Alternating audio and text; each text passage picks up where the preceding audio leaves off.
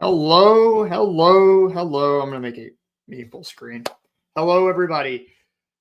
First question: did no one hear the music, the pump up music? I had like some good pump up music going on. I don't know if that was like maybe it wasn't pumping up you, but it pumped up me. So I guess that let me know in the comments. Let me know in the chat if you got pumped up from the music. Welcome everybody. Thank you, Evan. Good to see you, man. Lori and Nicole and who else we got? Luke and Jeff and Sheila and Sandeep.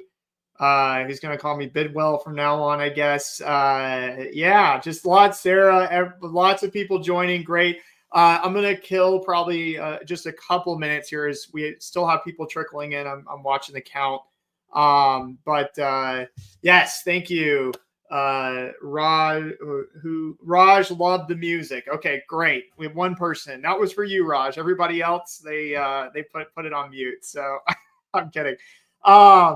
Anyway, yeah, John said music brings back the Bulls championships. Well, welcome. My name is Kenny. For those of you who I don't know, aren't super familiar with me, my name is Kenny Bedwell. I'm the founder, CEO of STR Insights. So STR Insights is a data and consulting company, but our goal is to help you find deals, okay? So we don't just do it through software. We do it through consulting, and we have a ton of services that can help you find properties, and I'll actually be kind of talking about that towards the end, and something special that I'll be announcing too. So leave you with a cliffhanger there. So stick around to the end. I've got a special surprise for everybody listening that you're going to love. But today, we are going to be talking about how to find wildly profitable STRs, not profitable STRs, but wildly profitable STRs. Okay. So, let me go ahead and let's see what time it is for. I usually like to start about 5 minutes in. So if you haven't already commented yet, where are your short-term rental properties? Put them in the chat. Let's see it. I've seen all across the country. I love it. A lot of Southeast, a lot of Northeast, a few West Coast. So if you're on the West Coast, be proud. Don't be afraid. Even if you're in California, don't be afraid to say you have an STR in California. Let us know loud and proud. So, okay. So put those in the chats. Let's take a look at it just as people are trickling in here. I just want to make sure. Okay, there we go. Make sure we're getting that. And I'm going to go ahead and pull up my screen as we're getting ready. Smokies, Costa Rica. Well, that's awesome. A couple Costa Ricas, 3 Costa Ricas. Holy crap. All right. Good for you guys. Michigan, Memphis, Cross Lake. Man, I know where that is. Oh, yeah, that's 7. Okay, I was like, wait a second. Coeur d'Alene, very nice. Very nice. Coeur d'Alene's awesome. Ocean City, Northern Illinois. Broken Bow, Nashville, Miami, Texas. Great. Columbus, Ohio, and Hocking Hills. Some of my favorite markets too. I'm just kidding. I'm just kidding. Don't take offense to that though. It's not a bad place, just not my favorite. Christmas, is that Michigan, Danielle? That's interesting. I've never heard of that area before. Panama City Beach, Jackson Lake, Fort Morgan, Ruidoso. All right, cool. We got some random markets in here besides just the big popular ones. I see Smith Mountain Lake, Virginia, Beach Mountain. Awesome. Costa Rica's, man, there's several Costa Ricas. Atlanta, Georgia. Awesome. Great, guys. Well, let's go and get started. The goal, there's 2 goals that I want you guys to walk away with from this presentation. So number 1, I'm going to teach you how I find really profitable short-term rentals. We're going to define that because we need to define that first. And then we're going to talk about, oh, you know what? I forgot the pro forma. I'm going to hide my screen real quick. Give me 1 second while I pull this off. I want to show you guys because it's really important that you walk away understanding what a profitable deal, a wildly profitable short-term rental looks like. And it's not just some like faint idea. Because the more clear your direction, the easier it's going to be able to recognize these types of properties and how to find them. Okay, because they're not going to be in obvious locations. So I don't want to leave us like at a crazy cliffhanger there. So I want you to, the goals today, is this my presentation? Yes, it is. We're going to move this over. No, I'll hold it. I'll hold it over here. So I've got another tab I'm just opening up that I want to share with you guys to help. So number one, I want you guys to walk away with being able to define what a wildly profitable STR is. And then number two, I want you to be able to walk away knowing how to find them on your own. Okay. Also, I'll provide you with a ton of cool resources and ways on how I can help you if that's of interest to you. But I want you to be able to learn the steps on how I do it, the exact steps on how I do it. Okay. And it allows me to quickly find really good deals and be able to fit them with, I find deals for clients, if you don't already know that, spoiler alert. And it helps me be able to find those potential opportunities for my different clients. I'm just going to show you, and I'm going to show you the property that I just bought recently, and what we're going to do to it, and why I believe it's a profitable deal. And I'll show you some of our other clients' properties that are also really, really good deals and what they did. And the important thing is that I also want you to do is I want you to understand that you don't have to have $1 million to get into the game or to buy your next property. You don't need to have hundreds of thousands of dollars that you need to invest into a property. Let's be honest, it helps if you have that, but you don't have to have that. And so I'm going to be speaking really to two types of groups: people who have money, because there's a lot of you on there, and I see the names and I know some of you, and you have some capital to invest in properties, and I love it. And there's other people who don't. And so the strategies might change a little bit. And so we're going to go over both of those strategies together, so everyone is included. And before I get another question about the recordings, this is recorded and it will be sent to your email. So it's automatic. It's from StreamYard. So keep an eye out from StreamYard in your emails for this. Okay. And we're going to go for about an hour until I pass out. So just kidding. I could go longer than an hour, but I'm not going to. So let's jump into it. And first and foremost, what I want to do, hey, Don, I want this because remember, I limited seats on this. I didn't want to make this like way like hundreds of people. I wanted to keep it around 200, and it looks like we're going to be around just a little under that, and that's totally fine. And I want you to ask some questions, but we're going to break it up. So if you throw in questions and it just seems like I'm ignoring you, I'm not. I want to pause at certain sections and make sure the questions are answered. Okay. And then we'll move along. So ask your questions, throw them in the chat, but don't be offended if I don't ask them right away. And if I miss it for whatever reason, feel free to ask it later on as well. That does happen, and please forgive me because there's a lot of movement in the chat, especially with almost 200 people in. So anyway, okay, let's jump into it. And I want to define with you what a profitable STR looks like, okay? Because, wildly profitable, all right? Now, data guy here, data nerd, I got to pull up the spreadsheets, okay? I know this might make some people puke or throw up or fall out of their chair or get upset, break your computer. I'm sorry, but we've got to get into the spreadsheets to run the numbers. I want to show you the deal that I just got, okay? And I want to show you why this property is wildly profitable under my definition, okay? Now, you don't need to buy something that's exactly like this, and you probably won't, but the numbers and the confidence and, the risk level is so low versus what we can do with it is just so high that that's what you're essentially looking for, okay? But you got to see the numbers to understand it, all right? Now, this property was purchased in the last month, right? We just closed on it in October, so thank you for congratulating me. Just kidding, but whatever, we got it. So we got it for $1 million. I'm going to show it later too, and walk through the data points on why it's profitable, but I want to show you the numbers first. Define profitability, right? It's not just you cash flow. Cash flow is your net profit at the end of the year. It's how much you cash flow, right? And how much you want to do. Some people want 50,000 a year. Some people want 100. Some people want 75 or 20 or whatever. And that's fine. You have to figure out what cash flow you're looking for. But for me, wildly profitable means that I'm going for high potential, okay, but low risk. Normally, we don't hear much about that. Normally, we're high reward, high risk, right? That's typically like the phrase that you hear. But how do we find something that has incredibly high potential or high reward and low risk at the same time?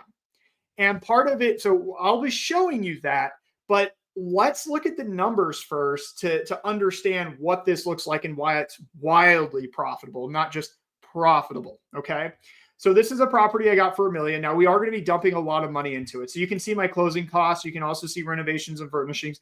I completely understand all of us are not there, and that's fine. That's okay to not be there. We're going to talk about that too. So don't worry about it. I'm just showing you an example, one example for right now. We'll get to other examples later. So we see this, you can see my debt service. This is all what is quoted. This is the actual numbers. Don't at me about any of this stuff because we got a 6% interest rate with 10% down. We caught it at the right moment. This is our, we have our ADR, occupancy, cleaning fees. I do a good, better, best, and I'm going to talk about that too. These are our estimated expenses. This is our property taxes. This is our insurance. We got the insurance quote. This is what we're paying per month. This is our utility, like all these things. This is what we've got. Okay. These are real actual numbers and we've already got it going. It's under construction and we know a lot of these things. So these are like hard numbers. The utilities one is a little bit up in the air because we're not hosting anybody yet. But once again, we're well covered in this. This is a big property and I'm going to show it to you later and why. But here's what I want you to see. So I personally believe the revenue is going to fall between $250,000. This is the gross revenue, not the cash flow, the gross, $250,000 to $300,000. It's a lot of money, right? Okay. And you'll see, I'll talk about this number in a second, but focus on scenario 2 and 3 for now. Okay. So $250,000 to $300,000. The cash flow in these scenarios here, so if we go over to this line here, you see $123,000 to $169,000 in cash flow per year. So that's profit after all of my expenses, including my mortgage, my utilities, cleaning fees, all that good stuff is here. Okay, that's insanely high for a $1 million property. Now, why is this wild? So obviously, like that's like wildly profitable, right? Like that's a great deal. If assuming it's going to hit these numbers, and we'll show examples we'll talk about in a second, so don't worry about that. But why I love the deal is because the risk for hitting and actually cash flowing and making it this 250 or whatever is really, really low in a sense of like missing. Okay, so look, to break even, and this isn't even break even, this is 1% or cash flow of 6,000. So I could adjust this number if I wanted to. Let me just go ahead and do that. So I'll adjust it down a little bit. 7, that's 690 ADR. Okay, there we go. So, okay. So like to basically break even at 0. All right. Maybe 685. Close. Okay, whatever. So I only need this property. That's a 9-bedroom, by the way. I only need this property to gross $118,000, a little bit less than that. So give or take some math, but I only need it to gross $118,000 in gross income to break even. That is crazy. Sorry, my daughter is, I see it, JoJo. Good job. Sorry. She's out of preschool and she came home, was like, I want to show you this. So I got to acknowledge it or she'll just keep going. So anyway, so $118,000. There are 3 and 4 bedrooms in this same market that are grossing this amount. Okay. Do you think a 9-bedroom can easily gross $118,000 when 3 and 4 bedrooms are doing that in this market? Now, I know you don't know the market or where it's at, all this other stuff, but logically, yes, the answer is yes, right? So the risk is really, really low. So even if I do 225 or 200 or 185 or 175, this deal still cash flows a lot. And that's what we want to look for. We want to look for that huge cushion, that huge buffer in case we do happen to miss for whatever reason, another COVID or a hurricane or something takes us out for a set amount of time. We have that cushion. We have that flexibility. Those are wildly profitable short-term rentals. And that's what you're looking for. Okay. A property that cash flows that you buy for $1 million, that only cash flows $20K is not wildly profitable. It's profitable at $20K, but is that wildly profitable? No, it's not. Meaning the margin for error is very slim. I want to teach you during the next 45 minutes how to find the wildly profitable ones, the ones that get you excited, the ones that get you to jump up and down and have the pro forma that you're showing in people's faces and people to come to you and say, how did you do it? Okay. And you don't need to give me credit because you're going to be finding them. you're going to be the one that actually does it. It's just following a simple strategy and methodology that we're about to get into. All right. I'm going to peek in the comments because I'm seeing some questions here. So I am going to take a moment. Okay, yeah. So someone's asked like, hey, can I get the spreadsheet? Yes. So thank you, Mangala, for putting that in there. The link to it. I'll get that to you guys as well. So yes. So somebody asked, is this a DSCR loan? It's not. It was a 10% down second home loan.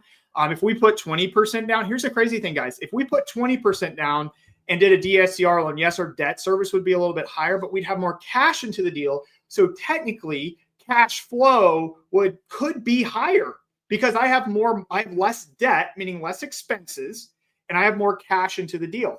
You notice I wasn't talking about cash on cash because I don't care about cash on cash. Remember, cash on cash is just how quickly you get your money back. So don't worry about that. The address is right there, Kenny. It wasn't hard to find. Sure, I'm going to actually show you the link. Where is it? Yeah, I'm going to show you the property. So I don't really care. You guys can. We're going to take a look at it together, and I'm going to show you what it looks like. There's no argument. I mean, someone could talk to me blue in the face, and I'm just like, dude, the data is there. The numbers are there. This property was also on the market for 154 days. So anyway, how do you know there's a market for 9 bedrooms?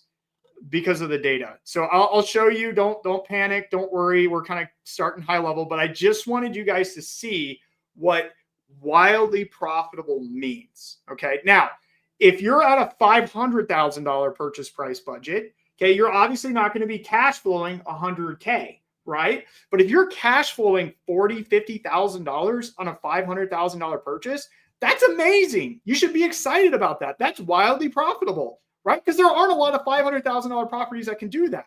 So that's what I'm talking about, guys. Like, adjust the expectations, and I'll show you some that are cheaper. I'll actually show you one in the same market that's $500,000. That's wildly profitable and what it looked like. Okay.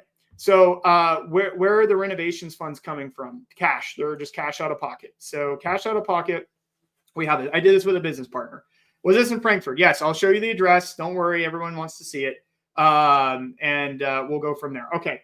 So let's go back to the presentation. We can go to the pro forma later if you guys want, but I'm going to hold on the questions and keep moving along. First off, if you guys didn't know, I knew some people didn't know this, and that's on me, but I launched a new podcast, and I just did an episode or 2 episodes last week. So I do 2 episodes a week. One's with me and one's interviewing somebody. But the one I did last week was just me. Okay. And I want you guys to listen to these episodes called Cash Flow Positive. Go on iTunes or Spotify. The show's growing rapidly with like 12,000 downloads last month. It's really, really booming. It's doing great. But more importantly, it's the content that we provide. And I want you to listen to those episodes because they're an extension of what I'm going to share with you today. So listen to what I'm going to share with you today. Then go listen to those There's a part 1 and a part 2 about secret deal finding strategies. I think that's what it's called. Something like that. And listen to that episode. It will talk about what I'm talking about here and give some more examples. So check out my podcast and listen to that. Yeah. Okay, cool. So let's dive into this. So we're going to go high level and then we're going to get really, really deep and detailed. But we need to start high level. You need to get a solid foundation if you're going to figure out how to find wildly profitable deals. And hopefully you know what wildly profitable means now. To me, at least, and hopefully you too. You feel it. You get excited about those numbers, right? That's what we're talking about. So your budget, your purchase price budget is limited by 2 key things. And this is really important.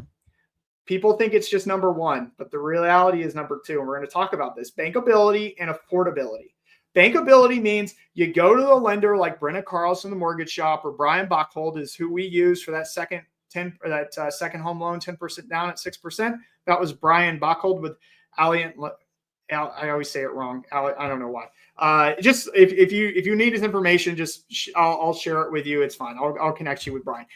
Anyway, so Brenna and Brian, there's other lenders out there too. They're great. Shout out. If you're a lender, comment in the chat, your lender. If people can reach out to you, go ahead. I don't care.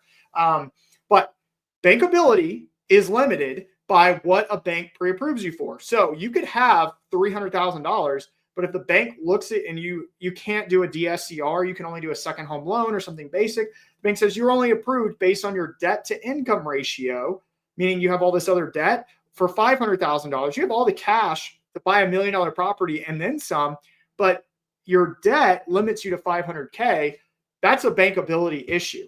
Okay. The second one is affordability.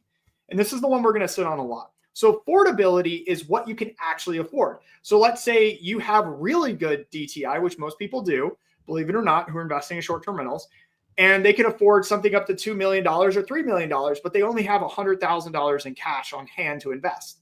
Okay, well, how are you going to pay the down payment, closing costs, all the amenities, furnishings, all that other stuff? You're not. So you have an affordability issue. Okay. Understanding where you fall is really important. Most people fall here. If you have $300,000 or less to invest in a property, you're going to fall here. Trust me. Okay. I do this a lot. We had over 55 people under contract right now on deals in the last 2 months. Okay. We know most people fall here. It's not what they get pre-approved for. That's their limitation. It's their affordability, their cash on hand to invest. Because there are 5 things that go into every single STR investment, and people underestimate this all the time.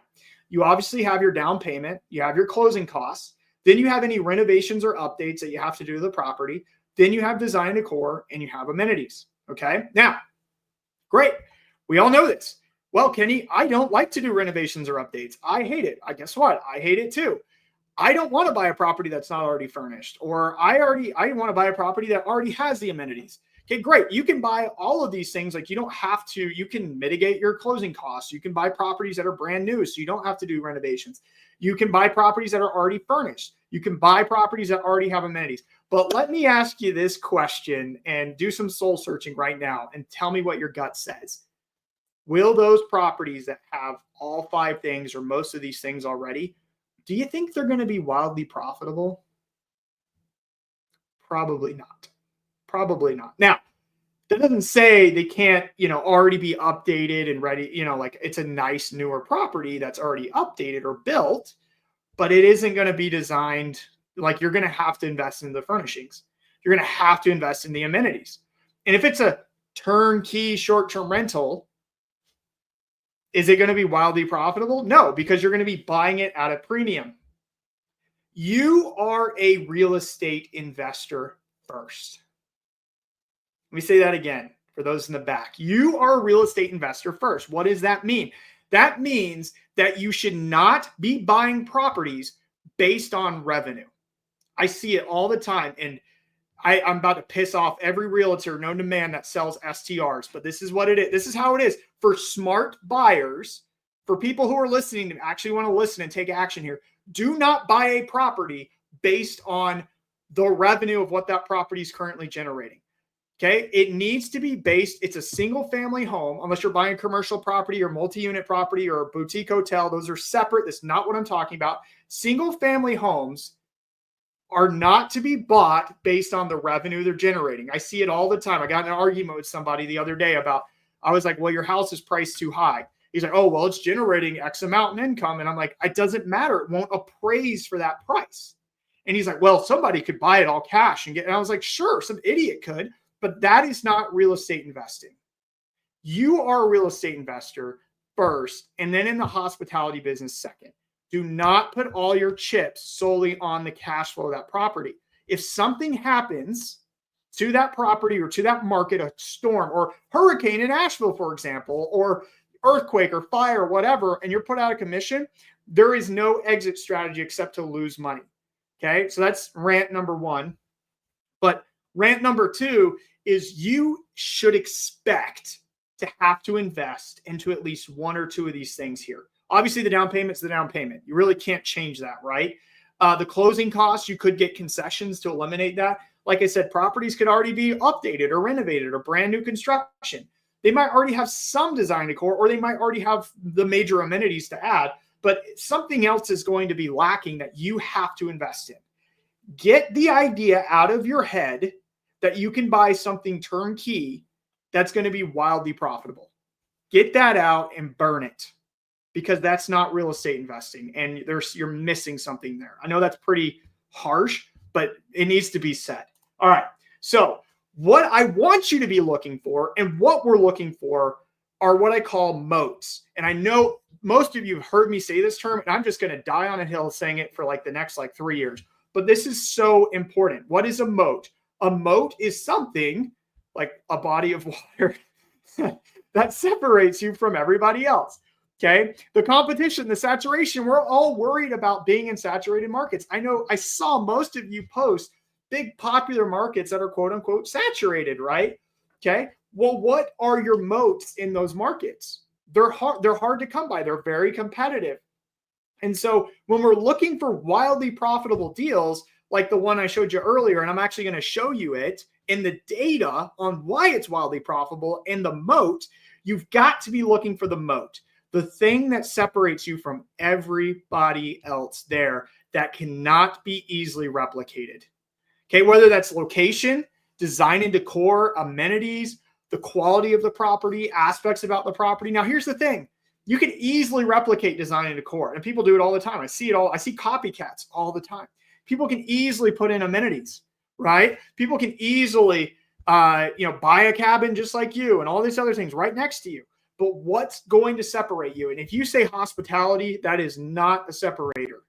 Okay. People can't see the hospitality when they go to book your place, except looking at reviews. But reviews, a 4.97 and a 4.9 are virtually the same thing.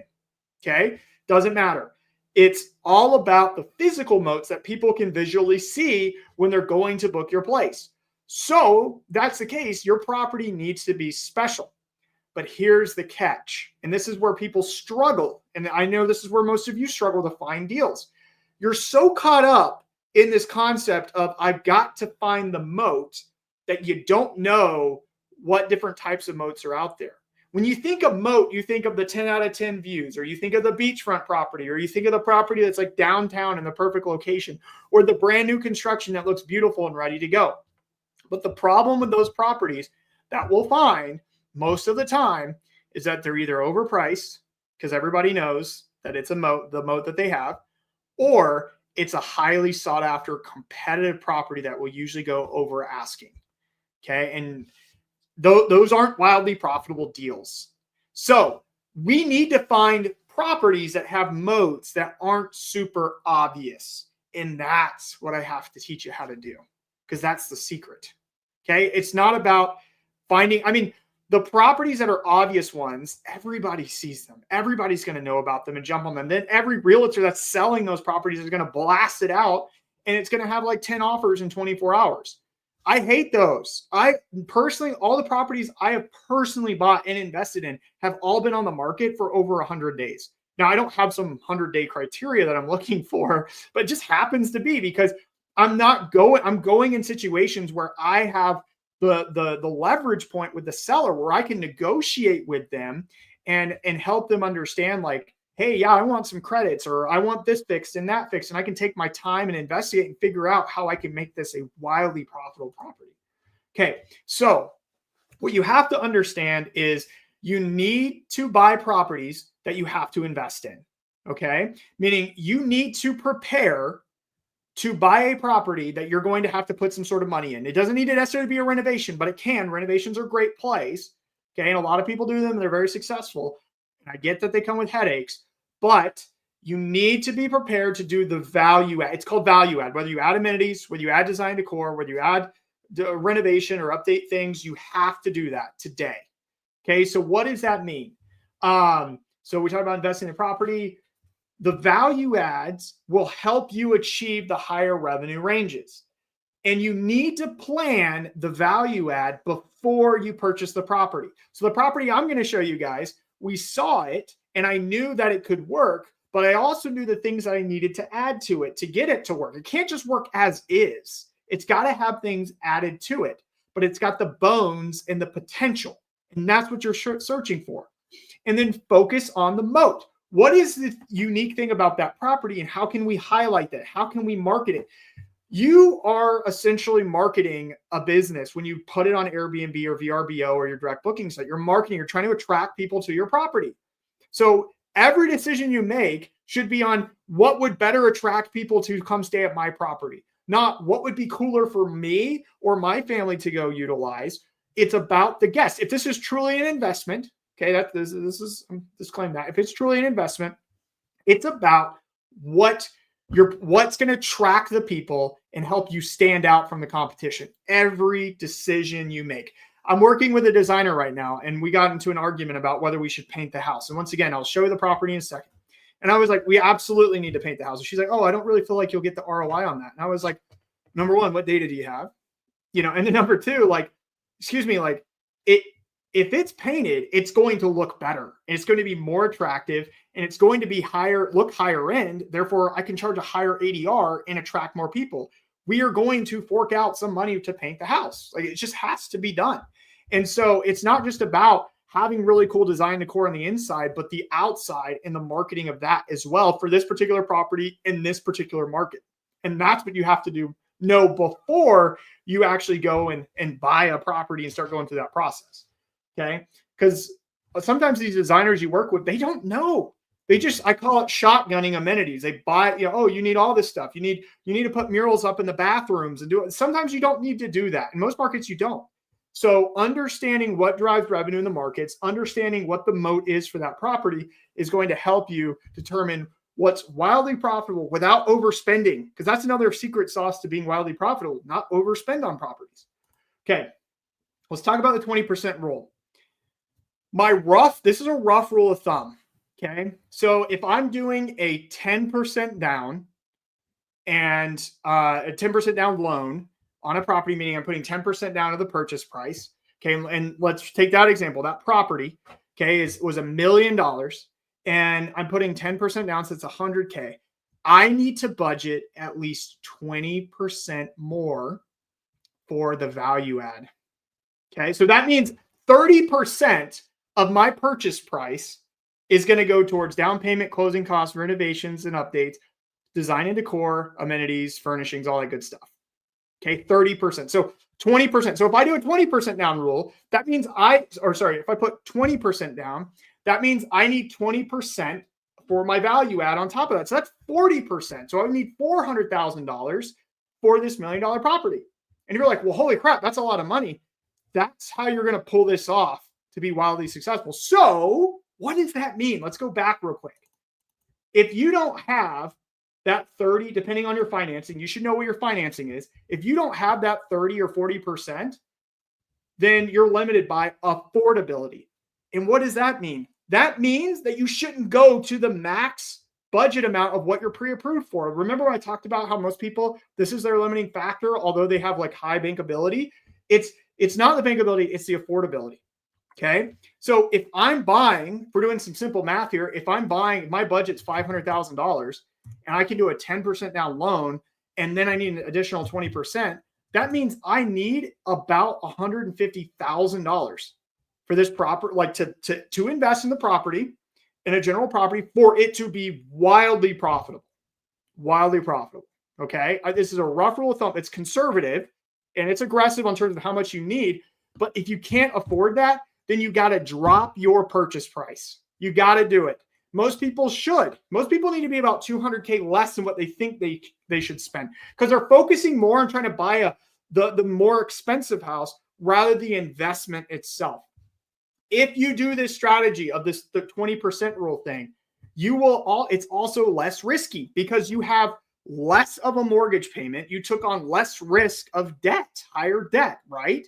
And you're investing into the property, which there's a higher chance that you force some appreciation as well. Meaning that there's in some of these deals we look for, we're trying to force and get equity in the home to potentially cash out refi and pull our money out to reinvest. Okay. So if there's no buffer there, if you're like, I have $300K and I'm going to go and try to buy something at 1.5 to 2 million, you have no money to invest into the property, and you could do good, but you're not going to do great. You're not going to do what we can do in some of these markets. And if you're on this workshop, I know you want to do that. I know you want that next level, and that's okay. This is how you do it. Okay. Now, if you're like, I don't care, I'll take a 15% return all day long. That's awesome. That's great. You don't need to do the 20% rule. Maybe the 10% rule is fine. Okay. But if you're here, you want that high, wildly profitable return, or that profitable property. All right, let's keep moving. Talk about 20% rule. Okay.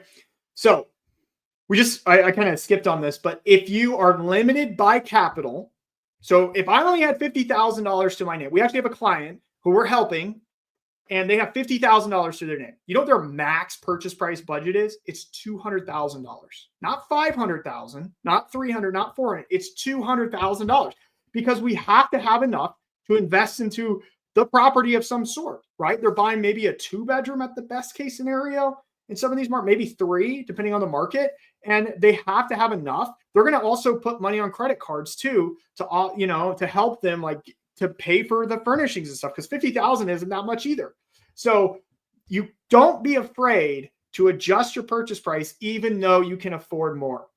The next thing is, if you're low on capital, be prepared to do seller credits. Now, I know seller credits have been talked about a lot, and I want to stop here for 1 second.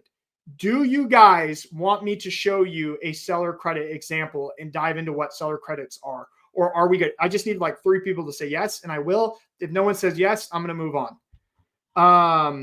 Anybody want me to talk about seller credit? So basically going to the seller, hey, your property is $500. I'll give you $500, but I want $20,000 to pay for X.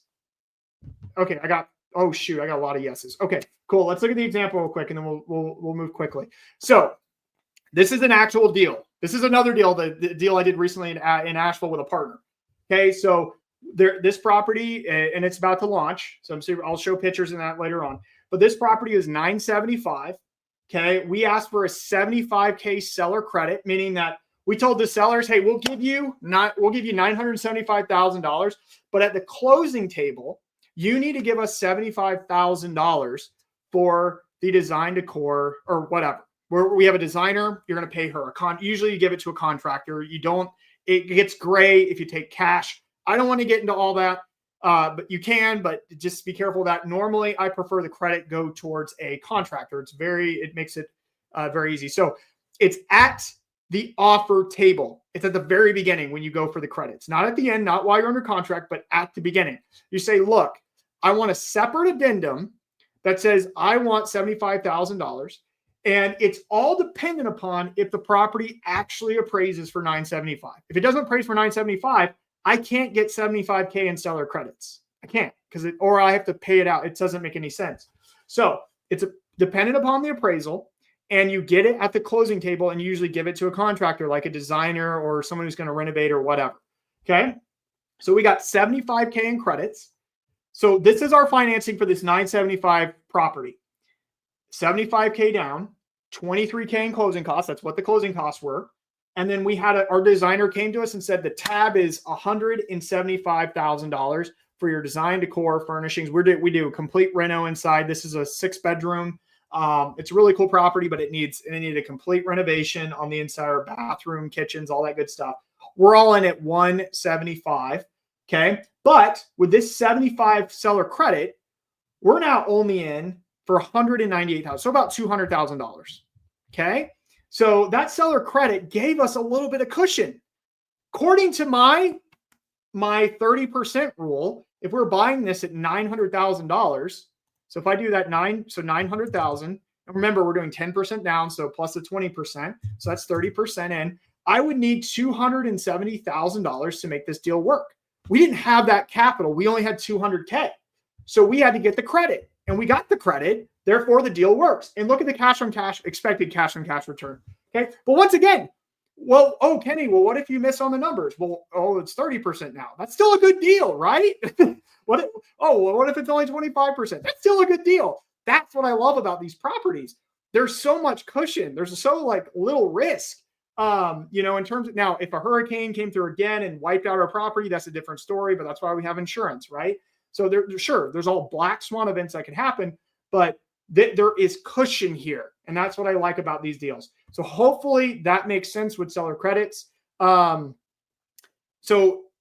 there's seller credit. So Diane, this is really, really important. And I'm going to talk, let's bring this up. Seller credit is typically limited to 6% of the purchase price if financed, depending on the lender. That is what we call a seller concession. So there's seller concessions, which the lender does know about, and there's seller credits, which is not what the lender knows about. Okay. Now I know that sounds a little gray, and you can talk to your lender. It's not illegal. Okay. You do need to work with an agent, but it's a separate addendum that you make with the seller. It says, look, if you give me, I will give you 975, but I want X amount back at the closing table. Obviously, the higher the purchase price, the more credits you can get. We had a guy buy something for $2 million. He got $200,000 in seller credits. And the seller is going to put up a fence and all this other stuff too. And it appraised for $60,000 more than what they were going to give him. So we got $200K in credits and all this other stuff. Plus it appraised higher. It's all dependent upon the appraisal, but it was negotiated at the beginning as a separate addendum. It is not a concession. You are absolutely correct. If it is a concession that helps cover closing costs, the limit is 6% depending on the type of loan.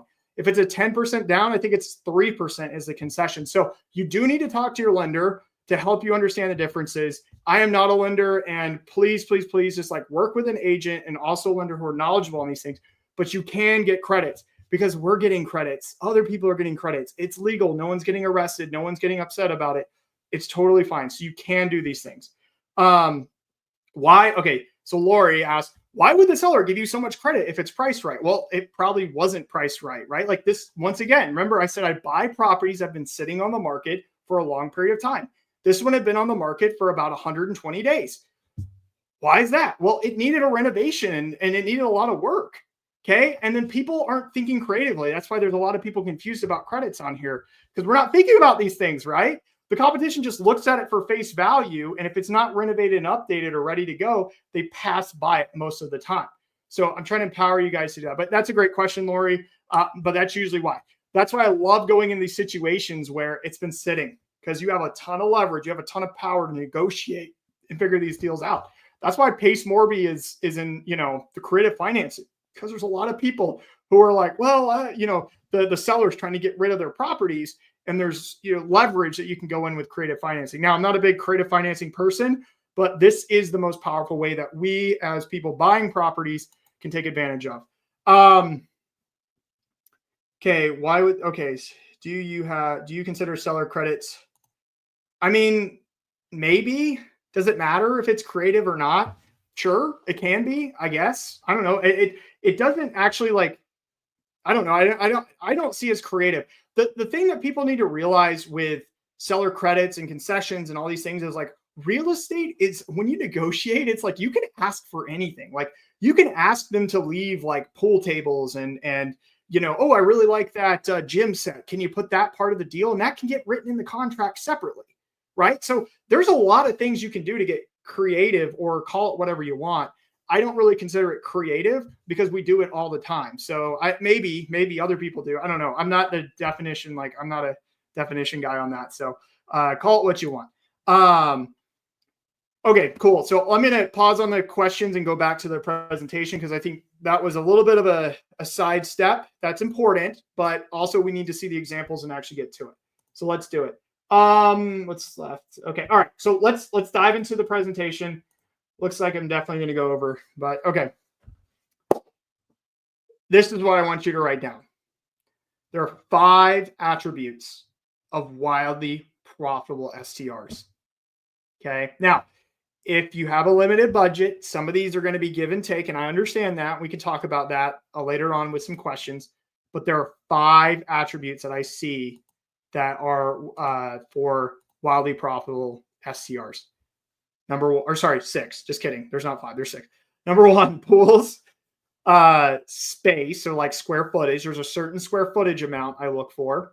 Number 3, land and acreage. Number 4, privacy. Okay. Lack of neighbors, or maybe neighbors are there, but they're kind of far away. Not right on your house or right next door where you can reach out a window and grab and knock on their window.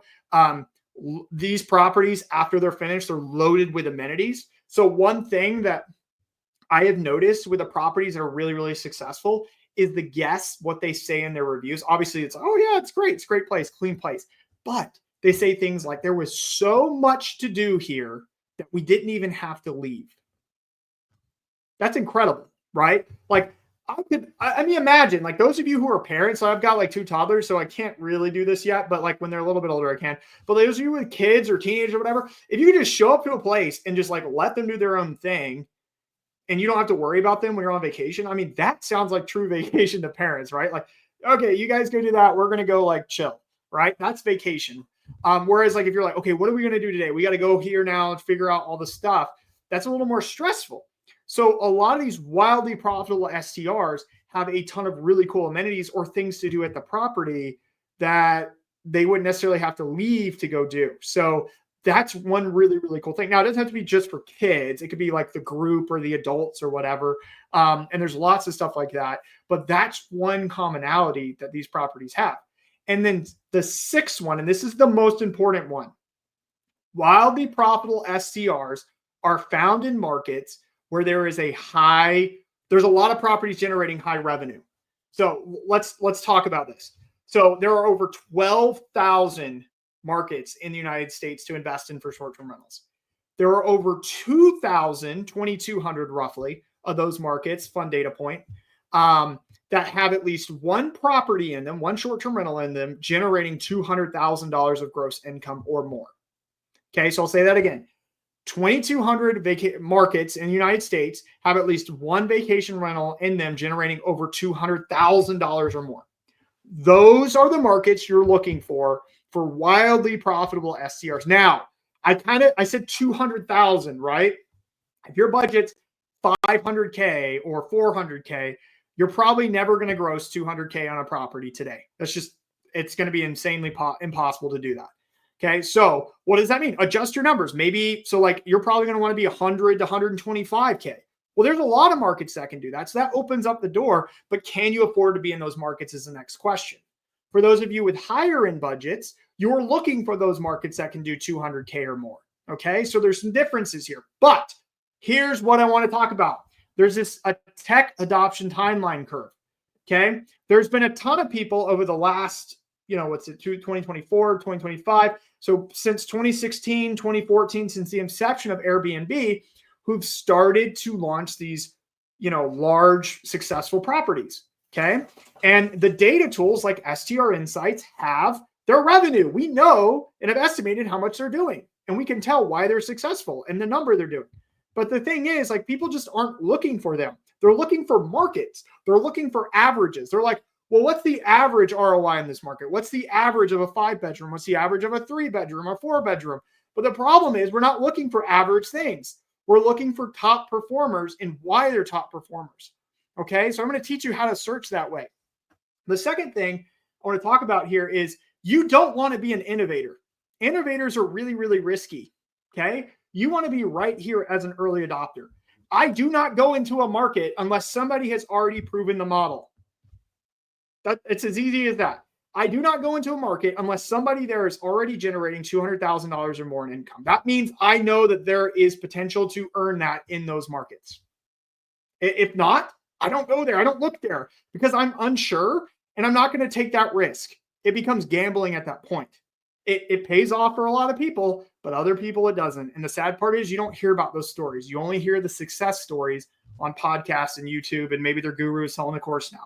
But the problem is you don't hear those failures. And there's a lot of failures out there because not every market can yield that type of return or that type of revenue. Okay. And think like, it doesn't have to be 200. Remember what I was talking about with the 100, 125, all that good stuff. So keep that in mind.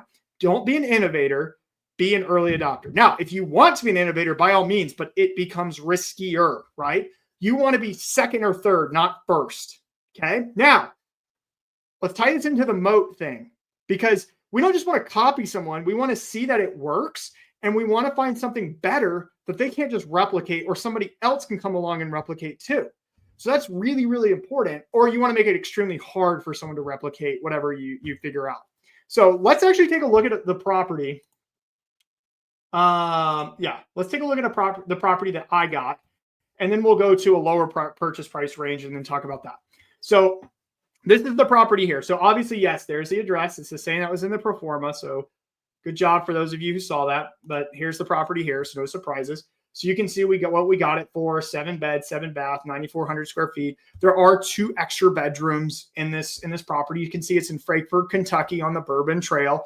Okay, great. So let me show you the data for the Bourbon Trail for 7 bedrooms. Back here, let's do present.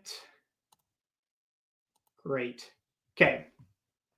There are less than 27 bedrooms along the Bourbon Trail. Okay, there's multiple markets and all. I get that there are, it's a large area, but there are less than 20.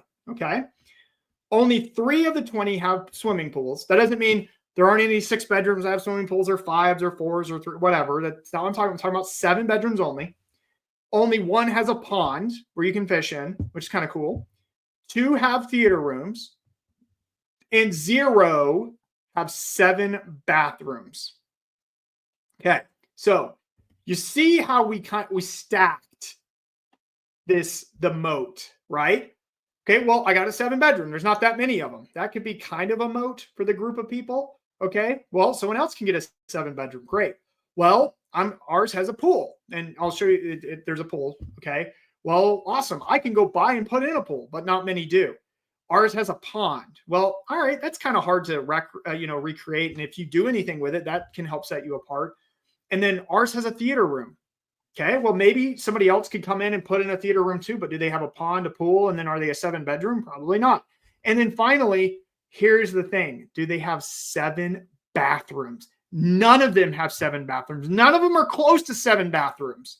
Okay, so who's going to the Bourbon Trail? It's these old people, not all old people, but it generally is older people, going to all the distilleries, bourbon, right? Distilleries and drinking and having a good time and all that. And they're driving around and doing that. And they like to stay in a central location. So not only am I near one of the biggest distilleries, Buffalo Trace in Frankfurt, 10 minutes away, I also can host these large groups that are traveling, and people don't have to shower together in the same bathrooms. I mean, that's a little bit of a joke, but the reality is most of the 7 bedrooms that are in this market, there may be 4 or 5 bathrooms. Bathrooms are a huge revenue driver. To have 7, that's insane. That means I can host very large groups and really stand out and be one of the top. Like, most places don't have that. Okay, most places don't have. And then remember, going back to my attributes again: pools, square footage, land or acreage, privacy, loaded with amenities, and high revenue markets. There's a 7 bedroom. I kid you not. Everyone's going to go try to find 7 bedrooms in Kentucky, and you're going to have a hard time. That's why I have a moat. There's a 7 bedroom in Kentucky making $325,000. Okay. Remember my pro forma? I said 250 to 300. I'm conservative. It could probably do more, but I'm conservative. Okay. There are 7 bedrooms doing awesome numbers, well over 200K in this market. So not only, and then we go back to the property, it checks every single one of those boxes. Look at the square footage, 9,000 square feet. My rule of thumb, I start my Zillow searches, and we're going to do that in a second. I'm going to show you my walkthrough, a Zillow search of at least 3,000 square feet. Okay. Because it's space. People want space. That's what's prioritized. Where are people going to sleep? How are people going to stay? People don't want to be on top of each other. People don't want to sleep in closets or eat in closets, right? So this property has a pond. You can see all the, some of the shots here. Now, is it a brand new construction, renovation? We're going to update every bathroom? Heck no. That's overspending. We don't need to do that in that market. Okay. It's not that competitive. It's not the Smokies or Broken Bow. Okay. Remember the whole discussion about painting? The designer said, don't paint. And I said, yeah, we're going to paint. We're going to paint this either gray or white and put cedar pillars here. And this is going to be freaking luxurious looking. Okay. Like, these things help stand out and will help me market the property and market the space, the privacy, the seclusion, what people are looking for when they're coming to this area. It's going to be great. And guess what? If I miss, my break even is $120,000 or $118,000. Guys, this is, unless there's some big disaster in the construction work where we have to put more cash into it, this is great. This is a home run. This is what I want you guys to find too. Okay. Let me pause here. I'm going to hop to the comments and see. I got a hell yeah from Cindy. Hell yeah, Cindy. Okay. Somebody asked, Kenny, for your market, does single level house important? Yours is a 2-story. I don't think so. The people are old, but like, sorry. Okay. Let me back up here. I apologize, everybody. I'm in my 30s. Okay. Old for me is like in their 40s and 50s. So not like crippled old, like 60s or 70s. So I apologize to those who are a little more seasoned out there, but that's what I meant by a little bit older. Usually the average guest age in most markets is in their 30s. The Bourbon Trail is high 40s, 50s. So the stairs things for 40 and 50-year-olds aren't necessarily, they're not, I wouldn't call them now like that. That's a big deal for them. They can walk upstairs. So as we're kind of seeing in the comments here. So anyway, to be nice and to cover that. Okay. Why 200K? Maybe Ariel, I don't understand your question, but okay. So we'll keep moving here. If there's other questions, go ahead and throw them in. This says, how many turns do you assume on this property are turns per month or yearly? So we're assuming about 4 to 5 turns a month, maybe 6, depending on the month. There's seasonality, right? Like Kentucky's like starts kind of in April, goes all the way till about October, and then it's just dead November, December, January, February. Like a property like this is going to be dead. So anyway, hopefully that's good for that size. It would be hard to find cleaners, or cleaning fee is super high. We already found a cleaner, and the cleaning fee is super high. It is higher, but going back to the pro forma, remember the ADRs are like $1,700 a night. So here's the crazy thing, guys. When you can host more people, they're going to be splitting that fee up. It actually becomes more affordable for them than staying in their own place. So if you break it down like that. So those high cleaning fees are broken up, and it becomes a lot more affordable for people. So it's really not that bad. And it's already been proven in this market. That's what I'm kind of talking about is like, you want to go to markets where like there are 7 bedrooms already doing really well. Okay. So let's dive into that. Cause I know there's going to be some other questions. Like, hey, what do you do in a slow season? We budget for the slow season, right? I'm in New York, guys. I have lake properties in New York. It is the slow season right now. I've already budgeted. I mean, I've already cash flowed. I made $80K this year off a property I bought for $350. I netted $80K, not grossed $80K, netted $80K. All right. So I budget about $20K for like my off season to cover expenses. So really my cash flow is going to be about 55, 60, which that's what it was last year. But that's what you have to do in those off season markets. And that's what we're going to do here. All right. Let me hop to Zillow. I know we're going to go over time. I apologize. Hopefully you guys let me continue. If that's okay, give me a heck yeah. I'll keep going. If not, I can end here. So you guys let me know. Should I continue? Yes, thumbs down, no, whatever. You just let me know. Okay. So somebody said totally. That's enough for me. Let's keep going. Caroline said that. All right. Here's what I want you to do. Let's try to find a wildly profitable deal together.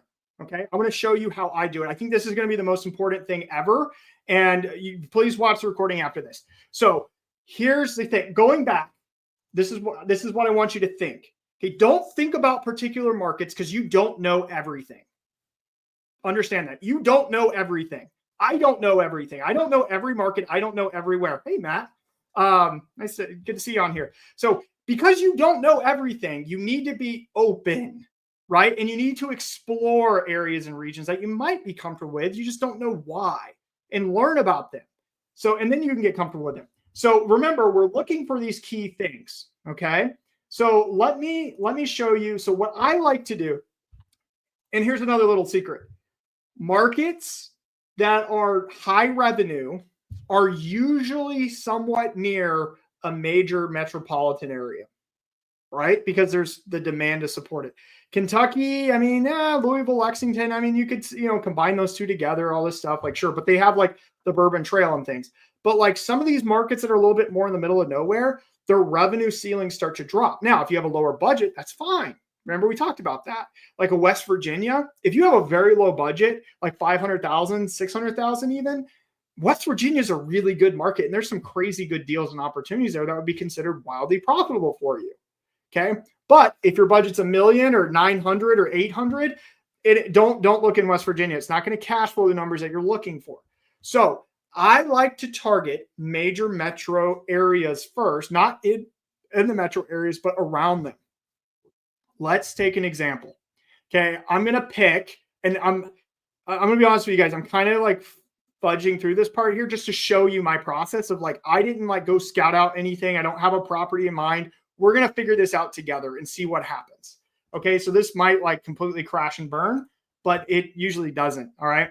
So let's take Chicago, because I think that's a really interesting one.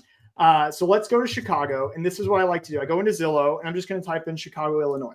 All right. So what my purpose here is to figure out what are some of the big vacation markets around Chicago. Because personally, like, I've visited Chicago, but like do people in Chicago vacation anywhere near them? Obviously, they're on a lake, but like, where do they go? You know, I know people from Chicago are probably laughing and being like, oh, like whatever. But like, the reality is, like, where do they go to vacation? So here's what we're going to do. We're going to go to the city and we'll just like grab a random property. I don't care what property you grab. It doesn't matter. Just grab an address. I don't care what the address is. I don't care how many bedrooms, the price, or anything like that. Grab an address. And then you're going to go to STR Insights, okay? And you're going to go to this tool called the Analyzer, all right? So I'm going to refresh this, make sure this is all good to go and loaded. It's Property Analyzer. If you go to strinsights.com, I'll go ahead and throw this in here, and you click Get Started Today, it will take you there for free. You don't even need an account. I made it free for you guys. All right, so we're going to let this load. If it loads, great. If it doesn't, then I have something else pulled up here I can work. Sometimes it's finicky. We'll give it a second. So what it's going to do is we're going to put in an address, okay, and it's going to show us revenue. It's like a rentalizer or an estimator or whatever that you see on all these other data tools out there. But this thing is crazy flexible, all right? So I just put in this random address. Now, I know that I'm looking for properties that have remember I kind of said 3,000 square feet or higher. We'll get to that in a second, why that's important, and do that in the search process. But typically that's going to be like 4s or 5s or 6s, but it doesn't matter. I'm going to start with 5 bedrooms though, okay? I don't care about Chicago itself because I know I can't STR there, and I really don't want to invest in urban markets. But let me show you this really cool hack you can do in STR Insights and how this is going to help you. This is exactly what I do like every single day. So when I use the right, it's going to show me comparable properties all around this. Cool. I don't care about Chicago. So what I'm going to do is go to this mile radius and scroll all the way down to 30. Okay. It's going to boom. All right. This is what I'm looking for. Okay. So it's going to show me the region around Chicago. And it's going to show me like some of these areas that are doing like really, really high. Now I can go over here and see some of these. And it's like, well, hold on. There's a property like way over here doing 161. So what is this area called? Oh boy, I'm not even going to bother pronouncing that, but who cares? Let's grab this. Remember, we're discovering this stuff together, guys. This isn't like, you know, I've got this all planned out here. So we're going to go back to Zillow. We're going to get out of Chicago because we definitely don't want to invest in Chicago, but we found a property doing really well. Okay. And I'm just going to remove this. Once again, I'm going to pick a random property. Whoa, that's a really cool house. Don't care. Not even going to look at it for right now. And I'm going to grab the address. Because I'm okay. It looks like there's some like travel over here. People are actually vacationing here, and there's revenue numbers starting to support. So I'm going to throw that address in and do 5 bedrooms again. Okay, do search. Let's see what happens. So it's going to load, and it's going to show me, boom, okay, 161. Remember, once again, I'm going to pop this up. You can do 30. You can start with 20. It doesn't matter. Just do something high. Expand the radius. Holy crap, 240, 224, 210, 189, 167. Whoa, where the heck is Michigan City? Where is Union Pier? So I'm going to scroll out, and I'm going to look over here, and sure enough, along the coastline, not even in Chicago, but over here, there are properties doing 240,000, 210, and all that. So like, let's take the one that's doing 210. What does it look like? Well, you would assume it's on the lake or it's got amazing views or whatever, but let's take a look at it. It's not. Well, what? So it sleeps 12 people. It's 6 bed, 5 baths. It looks nice. It's got a theater room. It's got amenities. Remember all these like checkpoints? Okay. But it's not on the lake. So it's not something crazy.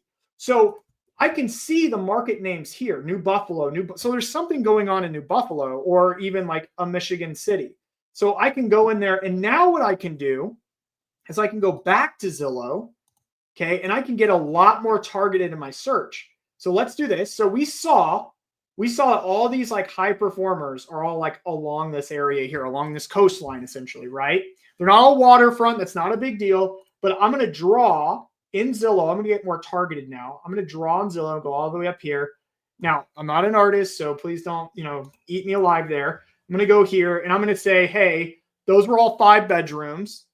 Okay, I'm going to put, select my home type as houses. I'm going to put my budget. Let's say my budget's $1 million or 900 or whatever. We'll just do $1 million. Keep it super simple. And then remember going back to the presentation here, wildly profitable properties have space, land, acreage, privacy, loaded with amenities, high revenue, pools. So I'm going to actually search by pools. 2 pulls. Okay. And then, oh, I forgot my favorite one that I always forget is square footage. So let's go here. So guys, see how I'm like starting to like kind of narrow in. Now I only have 3 results, but let me look through here. Look, this house actually looks pretty nice. Okay, 900,000. It's a 5-bed, 4-bath, 3,700 square feet. That looks like a newer pool. That looks really nice. Hold up. And it's already a short-term rental. So it's a short-term rental that's generating 100K in rental income. Okay, so now, well, people are like, well, hold on, like, it's only 100K in rental income. Like that's not good. Well, we don't even know what the Airbnb looks like, but there are properties. We've already seen the data. There are properties in this area that are doing over $200,000. So sure, we need to investigate further and learn more about the property and everything. And it looks like it's in really good shape too. It's already updated. It looks like it has some design to it. This is nice. Okay. But there's definitely some amenities that are missed here, in terms of like being profitable or wildly profitable. Just having a pool and a hot tub isn't enough now to set you apart from everybody else. And so we need to go, oh, no, not that property, and study, why is this one doing more? Why are these ones doing more? So let's go to this one that's doing 240. Okay. This has a heated pool. It's on 10 acres. It looks like it's like a modern farmhouse kind of feel to it. So it's got really cool design and decor. And it's got some land and privacy and acreage and all this other stuff. So those are, but look, it looks like the same type of pool, the same type of feel, but it's a little bit different. Okay. Now I'm not saying like, oh, you just change the design decor and all of a sudden you'll do more, but all of a sudden there's like some opportunity here that I think this person is currently missing. Okay. Now, like I said, we want to dive into the property a little bit more before we just pull the trigger on it. And it does look like it's maybe more residential areas. So maybe that's a deal breaker. But like we found something already, like just dinking around in Zillow and searching random areas, even though we don't really know a whole lot about these markets yet. But that's when you start to study. That's when you start to dive in and go like, okay, can this really do 200,000? What attributes do these properties have here? I mean, even if it did 190, that would still be really good. This thing's listed at 900 and it's been on the market for 72 days. Do you think they'll take less than 900? Yeah, they will. Do you think they'll take credits? There's a high probability they will. I know Zestimate has it here at 845. So assuming it'll appraise for 900, you could definitely get credits to have less cash out of pocket for something like this. Okay. Now, I haven't looked at this property before, literally with you guys like going through this together. I don't have time to fully break it all down and do all this other stuff with it. So don't go rush to put in an offer on this thing. Do your due diligence. But guys, this is having the attributes to be successful. Okay. Now it doesn't have to be a 5-bedroom. It could be a 4-bedroom and have large square footage and there's secret bedrooms and stuff. I don't know what the regulation is like in Bridgman. I would want to go figure that out too. But I am on a path of finding profitable deals. This is how I do it. I do this all. I find them all over. I'm not going to tell you where I've got 2 I'm looking at pretty heavily. One for one person that's on here. Another one for me too, because I look everywhere and invest everywhere. So like we're finding these all over the place and there are opportunities just like this. And it's by studying, using, and looking for that revenue potential. Where are these properties that are generating this and why? Be curious. Look for those opportunities. Figure out, okay, why is this one doing 240? Why is this one 224? And like, what makes them stand out from like the ones down here? I mean, this is huge revenue for 5 bedrooms. Okay, now let's take a step back. Yeah, and I love Samantha just said, perhaps the 100K revenue house is only open for some of the season while owners. Exactly. And the 100K, that scares people off, but they don't do the next steps, which is ask the questions and call the listing agent or get an agent to go out there and figure out, let's take a look at the listing. I'm sure it could be bad. It might be good, but we don't know the full story until we start researching. Okay. That's how you got to do it, guys. This is what the other people aren't doing. Do what the other people aren't doing. Do those extra steps. And that's how you're finding these types of deals. Okay. So cool. Let's take a step back and let's say, well, Kenny, I don't have $1 million. I can't afford 5 bedrooms. What do I do? Guys, you do the same thing. So first, you got to understand your revenue basis. It's not going to be 200K anymore. It's going to be a lot less. So let's say it's 500,000. You're looking for something to do 100 or 125. Great. Well, let me take this address here. Let's start the whole thing over again and take the address here. Doesn't matter bedroom count. I'm going to go into STR Insights. I'm going to hit clear, and I'm going to put in, let's do 4 bedrooms now. Okay.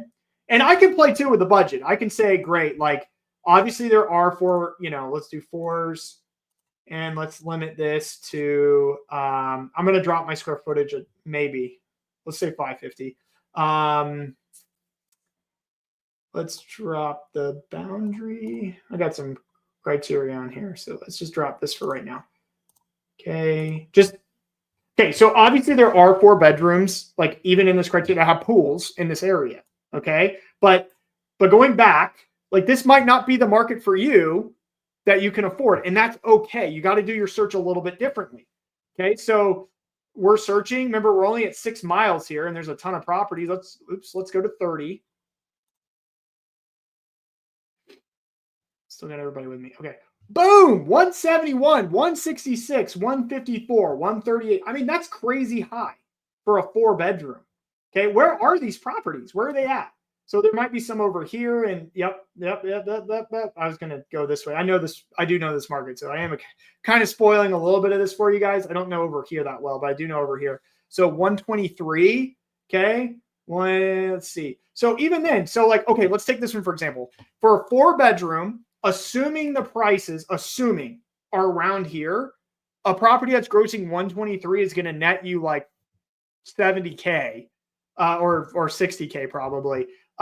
If it could do 123. So let's go back and we go, okay, cool. So this looks like it's in South Bend, Indiana. So now we're going to be more targeted and we're going to go to South Bend, Indiana. And this is for our 4 bedrooms now. That makes sense for us. Okay. I'm going to remove the boundary here. Remember, we're going to look all around. Okay. And we have options. Great. And they all look like really, really affordable. Let's see if anything stands out here. So this one's not bad. Maybe something over here. Doubt those are any good. Let's see. That one's not terrible. Maybe something like that. I don't know. But let's take, let's see. Where's this 450? Oh, it's right there. Let's take this address. Oh, it's a 5 bed. Whoops. I want a 4. Well, it doesn't matter. I mean, that could work too. More the merrier, right? Fits the budget. Let's take this one. Oh, this one's actually kind of nice. Look at this. Kind of in a neighborhood though, but we don't know the regulations. We're not worried about that yet. Let's grab the address, go back to STR Insights, hit clear here, and let's see, are there other 4 bedrooms in this area doing over 100K or 120? I think it was like 123 or something like that. Okay, we got 98. We're only at 6. Let's blow it up a little bit. Okay, you can fine tune this all you want. Oh wow, 400. Yeah, I'd be curious about those. Looks like those are like in South Bend themselves. Okay, so that's something interesting. There's a lot of properties, so I might want to. So here's 110, 111, 113, 114. Like there's 114 like right near that property right there. Let's take a look at this one. Okay, yeah, maybe. This is probably a seasonal. You got to be careful with these college towns because they can get a little seasonal. But let's see, anything 114. Anyway, we can start. Okay, there's one way over here, 113. Let's see what that one looks like. Okay, so this one's waterfront. Interesting. It's not like super sexy or anything. Let's be honest. Like it's nice, but it ain't like. Sorry, no offense if you're on here, Lucinda. It's a nice property. But I mean, it's not like, oh wow, like this looks like it's super expensive and luxurious. So that one's doing, what was that one, 114 or something, or some 113. It's in the middle of nowhere. So the closer and closer you get to South Bend, there's like something there with the revenue. So now I can get a lot more targeted. Maybe this one could work, but like, guys, we're talking about a $420,000 home in revenues over 100,000. Like this is an incredible opportunity, incredible deal. Once again, we don't know regulations. This might not be the right one, might need too much work, might this or that. The neighbors are pissed off. Can't be an STR. Doesn't matter. But we know something's in the water in this area for 4 bedrooms now. And we're locked in. And now we can go, well, what the heck is in South Bend, Indiana? The answer is Notre Dame. Apparently they go there for football. I'm just kidding. It's obviously we know Notre Dame college. So there's a lot of stuff happening in this area. And it's a great STR market. Okay. And there's really good returns here. So this is how you find these places. This is how you find these markets that nobody's talking about, but the revenue and the numbers are there. Okay. I'm doing this like really, really quickly so that you guys can see how I'm like stepping into these types of properties. They obviously require more research and more emphasis. And none of these might not work today, but it doesn't mean something can't pop up tomorrow, especially at these prices.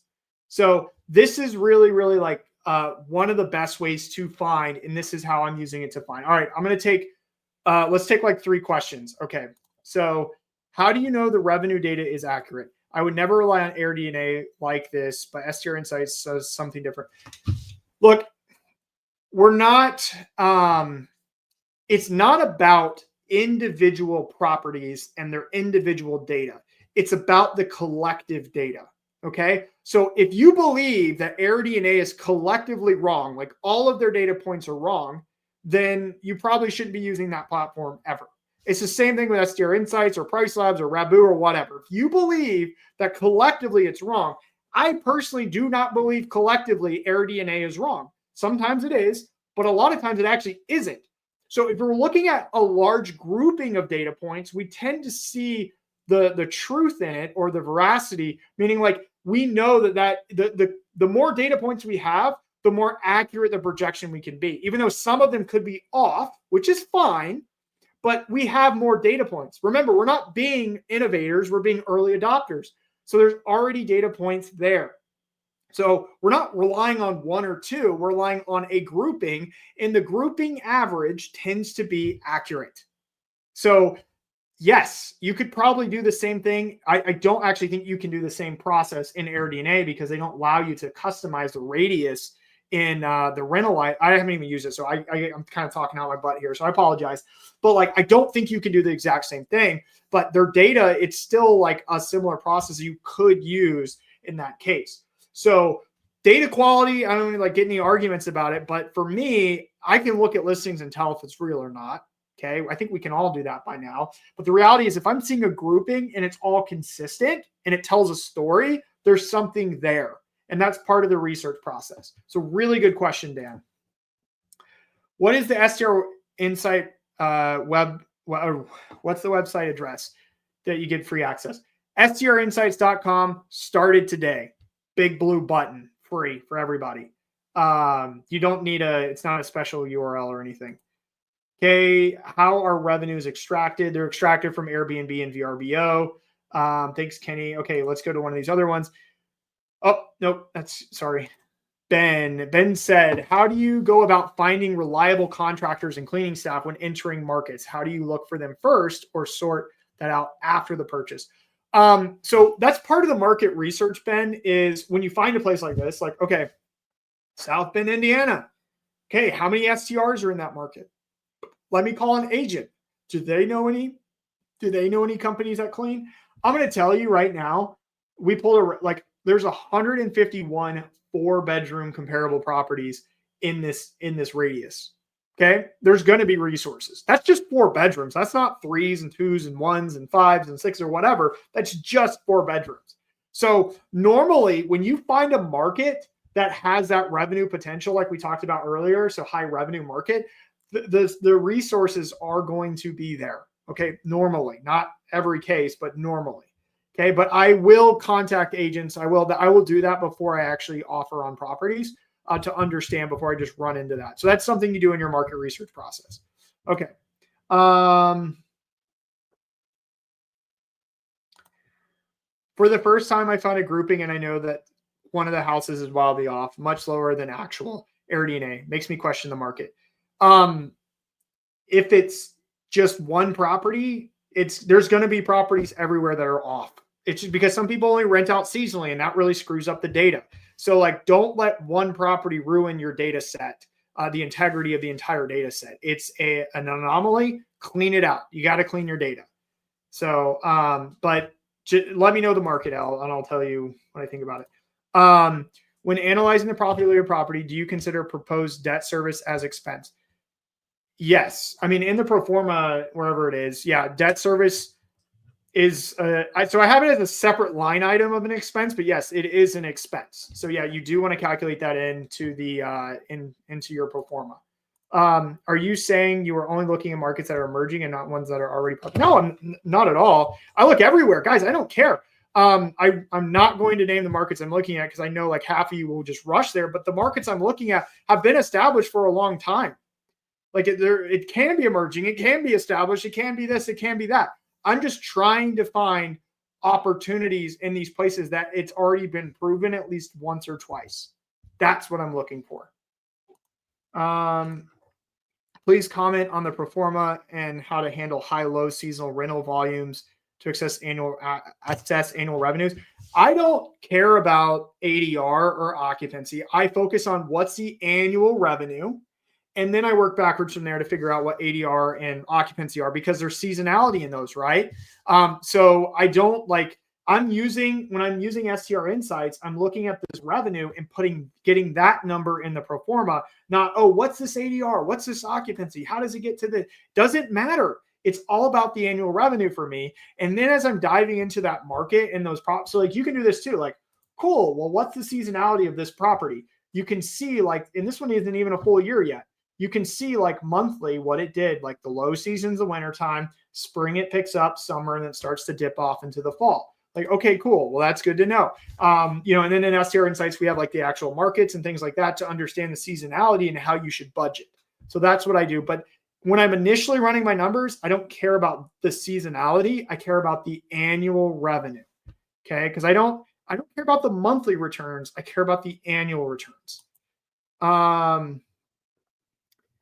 do you clean? Oh, Coachella. Yeah, that's a tough one, L. I saw. Yeah. We can talk about that one offline. How do you clean up seasonality to make revenue more accurate? I don't. Oh, you're talking about people who, okay, the seasonality thing, people who like rent their properties for part time of the year and then shut it down. I just clean those. You can tell. So like, look, like I kind of blasted through this, but like this one, no way. 400,000. Let's see it. 4 reviews. No way did this do 400,000. Look at this. 3 days ago, May, October 2023, September. They only rent. This is a college town, right? They only rent during graduation, during football season.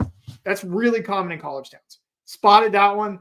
I eliminate that. Do I think properties in Notre 4 bedrooms in South Bend do 400,000? No way in heck.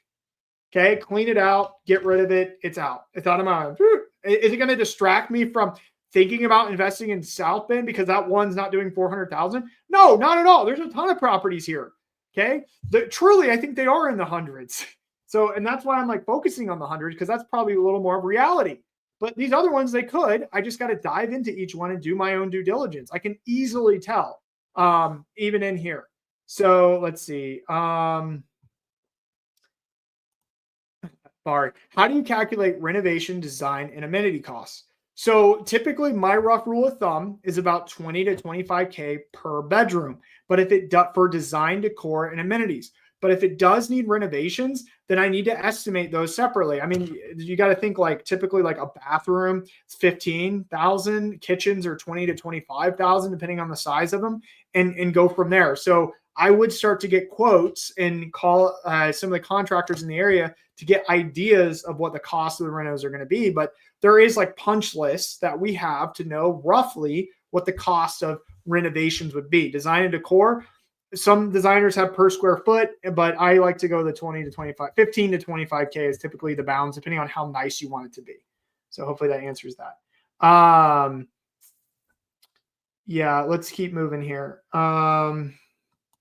I'll take like 2 more questions. How do you feel about owning multiple properties in close proximity? Great, but what happens if a storm comes out and wipes them all out? Can you cover the debt? So I get it. Economies to scale, but you got to be careful with that. I prefer diversity because you don't know. It could be regulation that shuts you down. They could say, hey, you can only have 1 property in this market. That's it. That's non-owner occupied. I've seen that happen before. Okay, so be very, very cautious with that. I understand the economies of scale and the ease of, well, I already have the team here. I already got to establish all this and that. I get that. But be careful of the black swan events that you're not prepared for that could really cripple you. Diversification is key with short-term rentals. Good question, Brian. And then this last one here from Bari, we got, how do you calculate expenses in a new market? To like be exact, I mean, we can go and estimate and we start there. And then as you like the deal more and more, you can start getting more specific. Like, okay, great. Let me actually call the county assessor's office and figure out what taxes will be. Let me call the utility company. Sometimes the person will give you their utilities for that property and you can estimate that a little better. But there's like some rules of thumb you can do too. But reality is like, I like to start calling once we get a clear idea. We like the deal, especially if it's wildly profitable. Okay. So I like this. I only look at ones with 30 plus reviews. That's great. I like to look at the dates of the reviews. Okay. That's really, really important too. Not just the 30 plus reviews, but that's great that you do that. Cool. All right, guys, let's kind of wrap up here as we conclude. So what I want you to do, let's talk about some homework and the next steps. Okay. This is important. Homework. Number one, I want you to go listen. Now that you've heard it, okay, or seen it, I want you to go listen to me talk about this in more detail again on my podcast, Cash Flow Positive. I think it was like 2 weeks ago. It's called like Secret Deal Finding Strategy or something like that. Go listen to those episodes and that will help you understand this more. You gotta listen to this again. Watch the recording of this as well. This will help you know and understand the process. It's not something you just pick up overnight. I try to make it super simple. Hopefully it sounds achievable. I don't know, but like I'm doing this over and over and over enough to know like it is possible. So like, I don't consider myself like some genius or like whatever. I just have like some skills I was able to bring to the table and then replicate that process over and over and over. But anybody can do this, guys. Anybody can do this. But I want you to start listening to the podcast.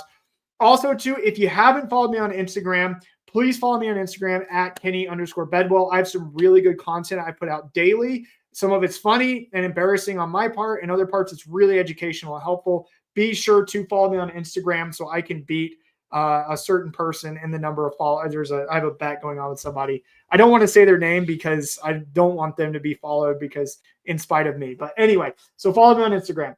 The last thing I want to talk to you guys about is what I'm going to be doing in January. I'm doing something special. This is a big announcement. I'm calling it the STR Fast Track. Okay. So what I'm doing in January, I've got some time. I've made some time. Is I'm going to be working with 10 individuals. Well, it's now 9 because anyway. So 9 individuals now, but it's 10 overall. 10 people one-on-one to find their next wildly profitable STR. Okay. What it's going to look like is it's an actual program.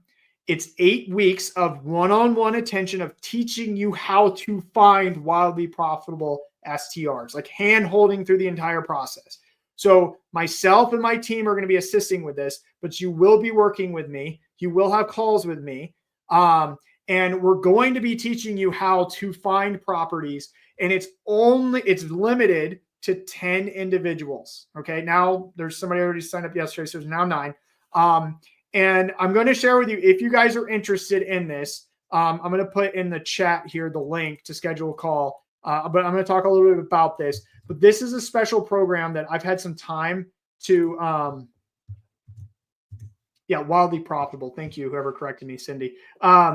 So I've had some time to that I'm in the new year to work with people one-on-one. I have found I love YouTube videos. I love mastermind groups. I love like networking and conferences and stuff, but it doesn't really work for me to like take action and move the needle.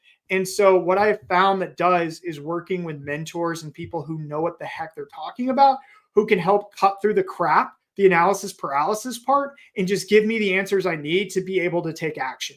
That's the goal of the program. That's what I want to help each and every single one of you who's willing to do that do.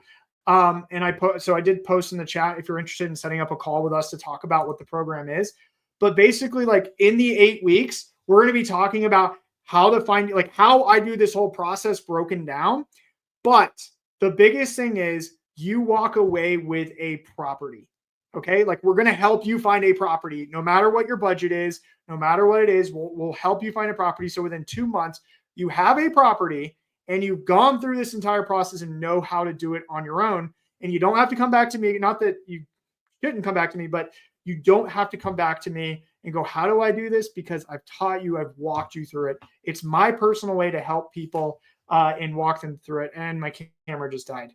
So I'm going to back off my screen here. Hopefully you guys can still hear me.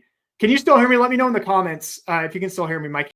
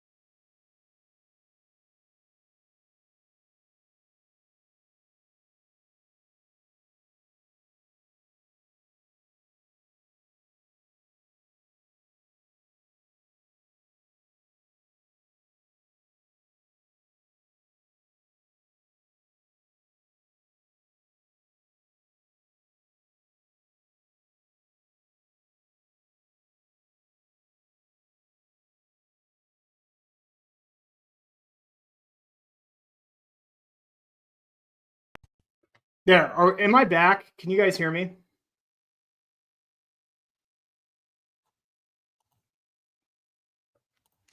Hello?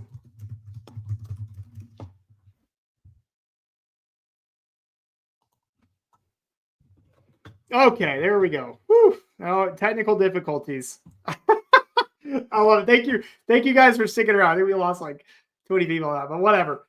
Look, so let me sum this all up. I want to wrap this. I don't want to get too much in this crap, but I just want to. I'm showing this to you guys. I think my camera's a little messed up now, but whatever. I'm going to help you find something in 8 weeks or less, and I'm going to work with you one-on-one, and it can fit your schedule. So it's not just like, hey, you get a Calendly link and it's private. It's like hiring a tutor to walk you through the whole process, and that's like let's see what else I have here. I mean, that's kind of that's the gist of the program, is actually helping you through the entire thing, getting you a property by the end. Obviously, like, these things are great, learning how to do it, getting the education and being able to walk away and understand what you're doing. But guys, like, I want you to really, here, I'll share this again. I want you to get a property. I'm tired of you paying for conferences and masterminds and courses and YouTube videos, or I don't need to pay for YouTube, but like watching this stuff and not walking away with something. I want to help you do that. And this is my way of doing that. But like I said, it's only for a small group and helping you do this. So a yellow Kenny appears. Yes. Maybe it's my lighting. Thank you. Oh, anyway, these are some of our clients' properties. They're awesome, aren't they? Like, take a minute. Like, I want you to have something like this and get excited about it. And I want to be in that journey with you to help you do it.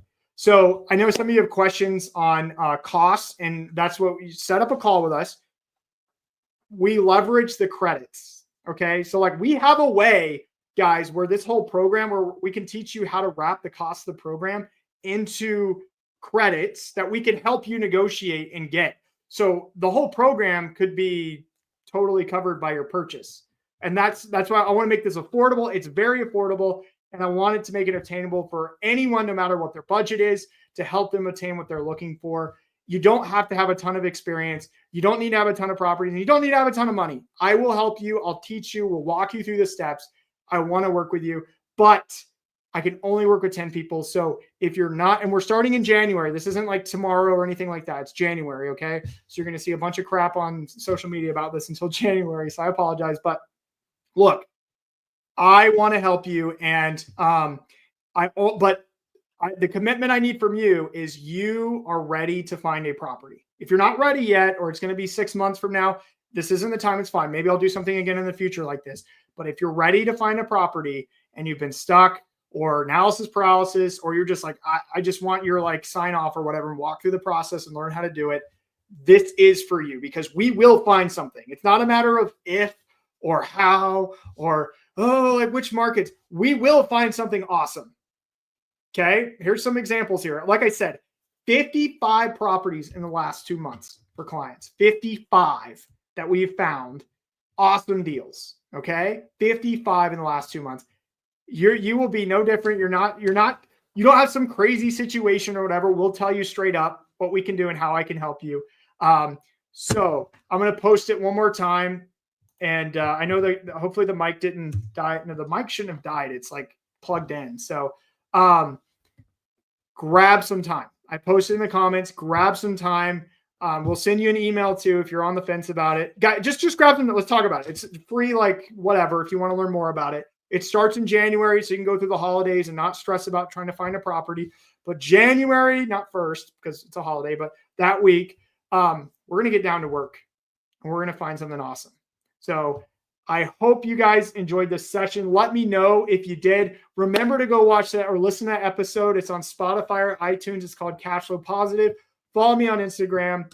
My name is Kenny Bedwell, and I hope you enjoyed this workshop today. And I will see you on the next workshop that I do, or maybe in the program. Here to help. Ask questions. Feel free to shoot away. As you guys leave, I'm going to answer if there's any other questions. Okay.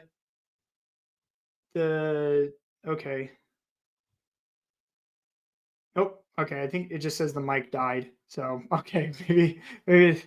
Anyway, great. Thank you guys. Thank you so much. I'm just going to end it here. I think we kind of wrapped it up. The camera said it's over. The mic said it's over. So that's the sign that it is truly over. So thank you so much. And I will see you guys next time.